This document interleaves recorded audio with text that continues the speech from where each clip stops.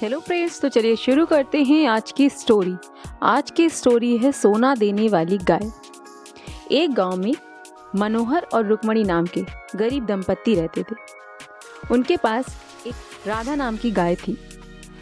उनकी खेती बाड़ी थी जिसमें अन्न उपजाकर गाय का दूध बेचकर वह अपना गुजारा करते थे। अचानक एक दिन उनकी प्यारी राधा बीमार हो गई और फिर उसकी मौत हो गई। दोनों प्राणी गाय की मौत पर खूब रोए। पास में खड़ी राधा की बछड़ी हेना चुपचाप खड़ी देखती रही। वो तो अपनी माँ की मौत से बेखबर थी, लेकिन कुछ देर बाद भूख ने उसे विचलित कर दिया।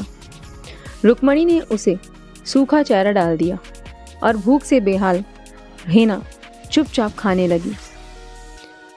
मनोहर बोला, हमारी राधा चली गई, हमारे घर से लक्ष्मी चली गई। अब हम कोई गाय नहीं पालेंगे, हेना को भी बेच देंगे। रुक्मणी बोली, राधा हमारे परिवार का हिस्सा थी। ऐसा लगता है जैसे भगवान ही हमसे रूठ गए हैं। राधा को हमसे छीन लिया। अब राधा नहीं तो हेना को क्यों रखेंगे। राधा की मौत के बाद मनोहर और रुक्मणी खेती पर ध्यान देने लगे, लेकिन सूखे की मार ने उनकी खेती की फसल भी बर्बाद कर दी। गरीबी की मार ऐसी पड़ी कि वो दाने दाने को मोहताज हो गए।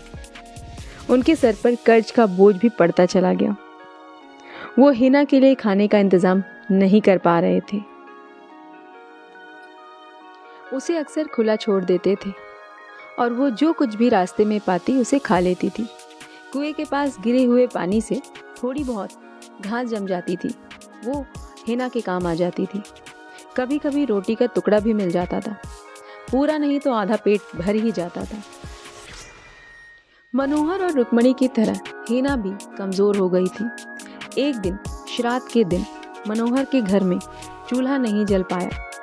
सवेरे हेना ने खिड़की से झांक कर देखा तो मनोहर और रुक्मणी के उतरे चेहरे देखकर उसको बहुत दुख हुआ और वह गांव में चल पड़ी और गांव के घरों के सामने उसने इशारे से भोजन की मांग की। उसने मुंह में एक थैली पकड़ी हुई थी।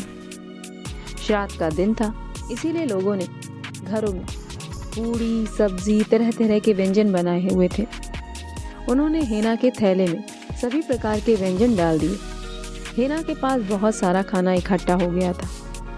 स्टोरी का नेक्स्ट पार्ट देखने के लिए वीडियो को लाइक कीजिए और चैनल को सब्सक्राइब कीजिए। Thanks for watching, bye bye.